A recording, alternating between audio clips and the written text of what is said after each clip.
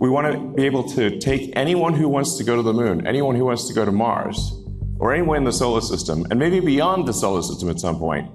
We want to be able to take you there. 그 수천만 개의 어디에도 절대로 생명체라는 건 있을 수 없다. 그건 뭐 확률적으로 불가능한 일이잖아요. 언젠가 우리가 외계 생물을 인식하는 그 시점이 왔을 때 어쩌면 그들의 물질 세계와 지구에 사는 우리 생물들의 물질 세계 자체도 완벽하게 다를 수도 있지 않을까. 저는 이 이슈에 대해서 가능하면 얘기를 안 하려고 그러고 살아왔지만 그 질문에 대한 제 답은 인류의 가장 오래된 고민이자 궁금증인 외계인은 실제로 존재할까요? 그러게요. 그건 뭐 과학자들 간에도 끊임없이 일어나는 주제고요. 아마 뭐 일반인들 대부분도 궁금하지 않은 사람은 아마 없을 것 같은데 참 묘하잖아요. 이렇게까지 사진 기술이 발달된 현대에도 한결같이 비행 접시 사진은 왜 다 초점이 안 맞을까?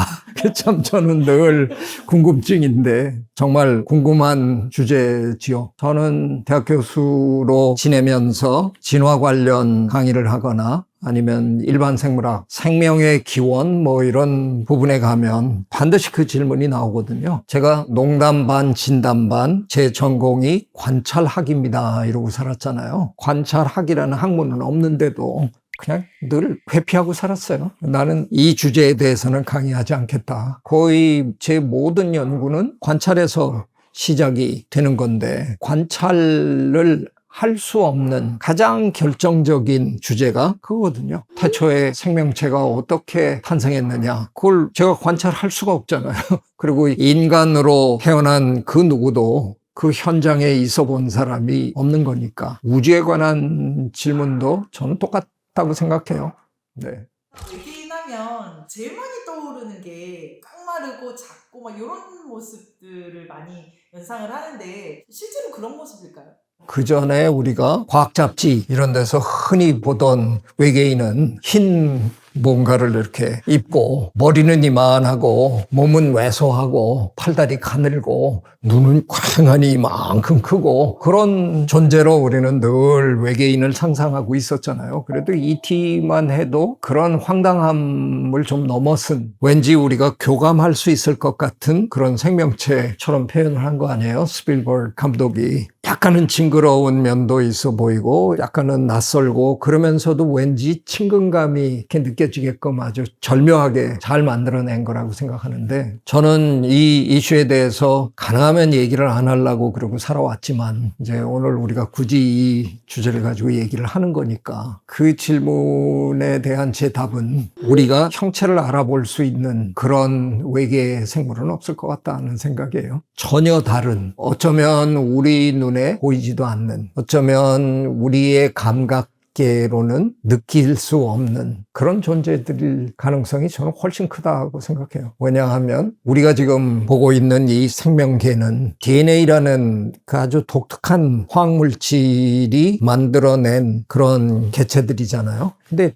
DNA가 탄생하는 그 과정을 한번 우리가 되살려보면 거의 불가능한 일이 벌어진 거거든요. 어떻게 자기를 복제할 줄 아는 그런 이상한 화학물질이 태초에 생명에 늪에서 우연히 이건 그냥 완벽한 우연이란 말이에요. 그런 일이 외계 어딘가에도 똑같은 방식으로 나타났어야 그래야 그것이 만들어내는 어떤 생명을 가진 존재들 그게 우리와 비슷한 감각계를 갖고 있을 거고 우리와 비슷한 모습을 갖추고 있을 거 아니에요. 근데 저는 그 가정 자체가 현실화되기 너무 어려울 것 같다는 생각이에요. 그래서 외계의 생명에 대해서 정리를 제 나름대로 한 거는 뭔가가 있을 가능성은 또 그 나름대로 충분하거든요. 이 광대한 우주에 정말 그렇게 특별할 것도 없는 행성이잖아요. 우리 지구는. 그렇게 그냥 태양을 중심으로 도는 여러 돌덩어리들 중에서 태양에 너무 가까워도 생명이 존재하기 힘든 거고 태양에서 너무 멀어도 존재하기 힘든 건데 적절한 그 거리를 유지하면서 태양을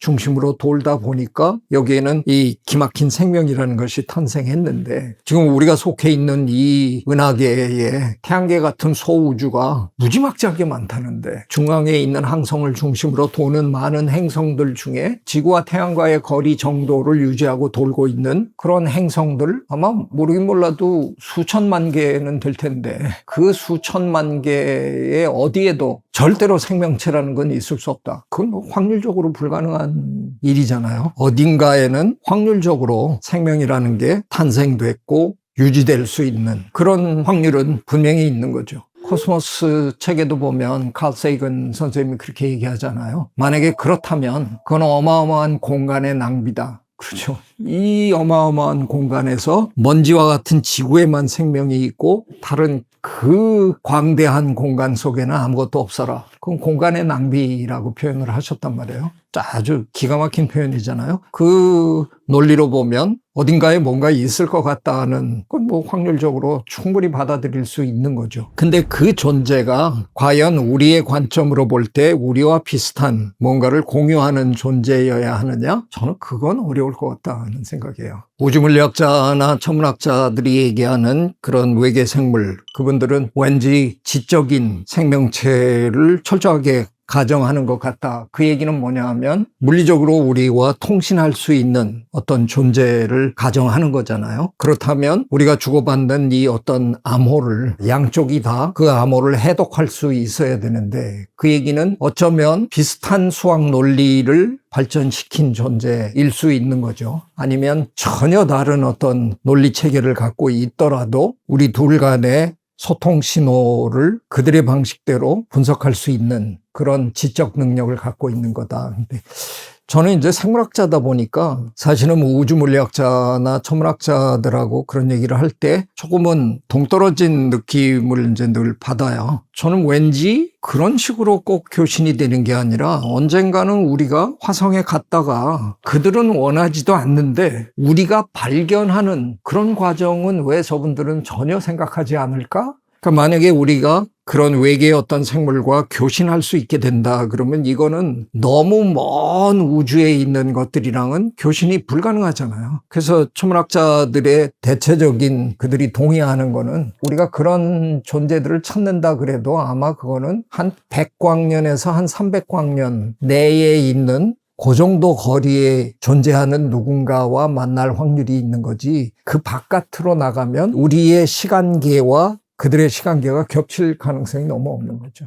근데 그 백광년이라는 것도 저처럼 그냥 자연 생태계 연구하는 사람한테는 상상할 수 없는 세계잖아요. 그래서 저는 가끔은 그분들이랑 얘기하다 보면 황당하다는 느낌만 그냥 자꾸 드는데 우리가 처음 달에 접근하던 시절에는 달에 가면 옥토끼들이 절구를 찍고 있을 거라고 우리는 그랬잖아요. 서양은 서양대로 달에 가면 만날 수 있는 그런 생물들을 그들 나름대로 그리고 있었던 거고요. 우리 동양에서는 토끼를 이렇게 왠지 연상하고 있었는데 그러니까 그 당시에는 우리는 저 같은 사람처럼 우리가 외계로 진출하면서 뭔가를 발견할 거라고 실체를 발견할 거라고 생각을 했던 거죠. 근데 이게 이제 우주물리학이 급속도로 발전하면서 이 시간 스케일이 확 달라져 버려가지고 그분들은 이제는 그런 식으로 우리가 만날 가능성은 전혀 고려하지 않는 것 같아요. 그래서 그냥 전기 통신으로 언젠가는 접속하게 될 그런 지적인 존재를 생각하는 것 같은데 그러면 이제 여기서 저 같은 생물학을 하는 사람이나 일반인들과 우주물리학자나 천문학자들 사이에 이제 엄청난 갭이 생긴 거 아니에요. 그러니까 이제 그 존재들을 만났을 때 그들은 무슨 모습을 하고 있을까? 우리는 궁금한데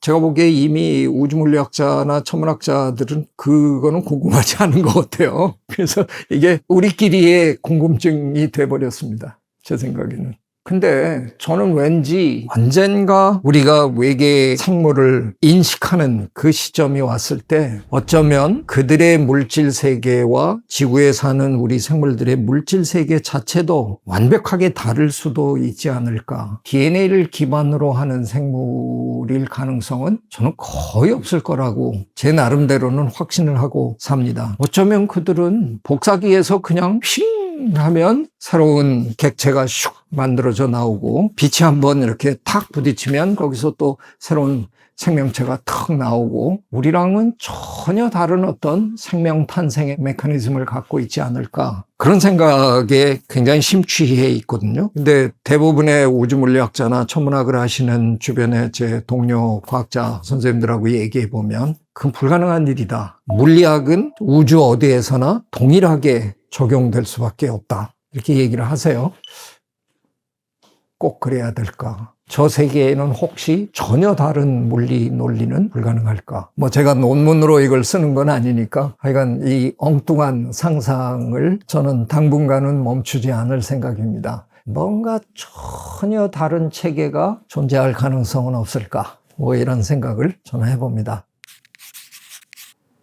네, 여러분도 한번 여러분 나름의 상상력을 총동원해서 우주의 체계를 한번 여러분 나름대로 이렇게 그려보시면 어떨까. 다양한 상상해보면 재밌을 것 같다는 생각이 듭니다. 네, 제가 생명의 기원 혹은 우주의 생명에 대해서는 좀처럼 공개적으로 얘기하는 사람이 아닌데 그래도 언젠가는 해야 될 거라는 생각을 하고 있었는데 오늘 했습니다. 저는 어디까지나 결론적으로 얘기하면 철저하게 확률에 기반을 두고 생각하는 거거든요. 칼 세이건 선생님 말씀대로 엄청난 공간을 낭비할 수는 없는 거니까 이 어마어마한 우주에 먼지와 같은 지구에만 생명체가 존재해야 된다? 이건 확률적으로 일단 말이 안 되니까 어딘가에 또 다른 생명은 존재할 것이다. 받아들일 수밖에 없는데 그 생명이 참으로 낮은 확률로 DNA나 RNA를 기반으로 한 생명 시스템을 만들어낸 지구의 생명 시스템과 동일해야 된다? 저는 그것도 확률적으로 받아들이기 어렵다. 그러면 제 결론은 전혀 다른 뭔가가 존재할지도 모른다. 네, 제 궤변에 속으셨기를 바라면서 저는 어쩌다가 한 번도 못 해봤는데 천체망원경을 갖고 있는 그런 관측소 우리나라에 몇 군데